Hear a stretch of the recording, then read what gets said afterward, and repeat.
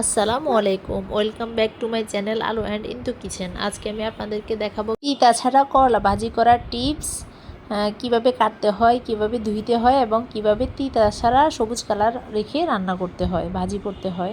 এটা আজকে আপনাদেরকে খুব সহজভাবে দেখাবো। প্রথমে আমি কিছু করলা নিয়েছি এবং এরকম পাতলা স্লাইস করে করে কেটে নিচ্ছি। দেখুন আমি যেভাবে পাতলা স্লাইস করে কেটেছি, ঠিক একইভাবে আপনারাও এরকম পাতলা স্লাইস করে করে কেটে নেবেন।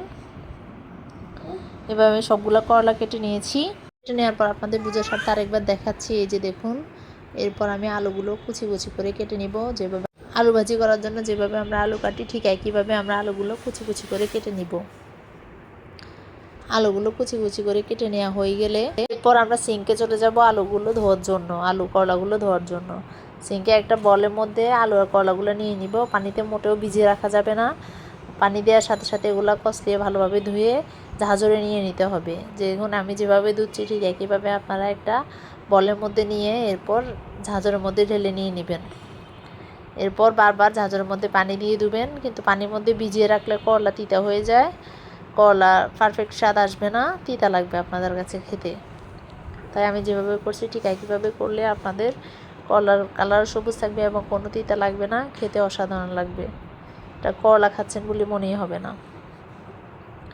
এরপর ধুয়ে পরিষ্কার করে আমি একটা ঝাঁঝরে রেখে দিব পানি ঝরানোর জন্য। আমি 3বার ধুয়ে নিব, কারণ আমরা মুসলিম, আমাদেরকে 3বার ধুয়ে নেওয়া যে কোনো কিছু সুন্নত। তাই আমি 3বার ধুয়ে নিয়ে এরপর এগুলো পানি ঝরানোর জন্য রেখে দিব। পানি ঝরে গেলে আমরা ভাজি কড়াই চলে যাব। এরপর আমি চুলাতে একটা কড়াই বসিয়ে দিয়েছি। কড়াইয়ের মধ্যে বেশ খানিকটা তেল দিতে হবে। করলা ভাজিতে তেল কম হলে হবে না, তেলটা একটু পরিমাণে বাড়িয়ে দিতে হবে।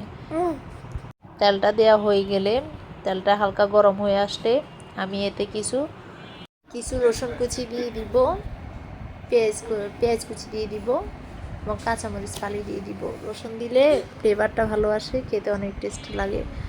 এরপর দেওয়ার পরে আমি একটা খুন্তির সাহায্যে এগুলো নেড়ে ভালোভাবে ভাজা ভাজা করে নিব। ভাজা ভাজা হয়ে গেলে এর মধ্যে 1 চা চামচ লবণ দিব এবং হলুদ গুঁড়া দিয়ে দিব। হলুদ গুঁড়া দেওয়ার পরে এগুলো আবার খুন্তির সাহায্যে ভালোভাবে নেড়ে মিশিয়ে নিব। আমি যেভাবে মিশাচ্ছি ঠিক একইভাবে আপনারাও মিশিয়ে নেবেন। এরপর আমি করলাগুলো দিয়ে দিব, কেটে রাখা করলাগুলো দেওয়ার পরে চুলার আগুন মোটেও লোতে রাখা যাবে না, তখন আগুন মিডিয়াম থেকে একটু বেশি হাই হিটে রাখতে হবে, কারণ মিডিয়াম আছে রাখলে করলা তিতা হয়ে যাবে। খাওয়ার সময় তেতো স্বাদটা চলে আসবে। তাই আপনারা আগুন হাই হিটে রাখবেন, রেখে আগে ভালোভাবে মশলার সাথে সবগুলো করলা মিশিয়ে দিবেন। এবং আরেকটা টিপস হচ্ছে, করলা কিন্তু বারবার নাড়া যায় না। আপনি অনেকটা ভাজা হয়ে গেলে মাঝে মাঝে 1-2 বার করে নেড়ে দিতে পারবেন। বেশি নাড়লেও করলা তিতা হয়ে যায়। এটা হচ্ছে করলা ভাজির আরেকটা টিপস। এরপর আমি করলাগুলো মিশানো হয়ে গেলে আমি একভাবে রেখে দিব এবং কড়াই ঘুরে ঘুরে চারপাশে দিব।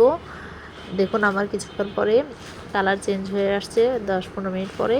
এরপর আমি আবার আরেকবার নেড়ে দিচ্ছি, যাতে আগুন তো হাই হিটের চেয়ে একটু কম আছে, তাই লেগে যাচ্ছে, একটু নেড়ে দিতে হবে, কিন্তু বেশি নাড়া যাবে না।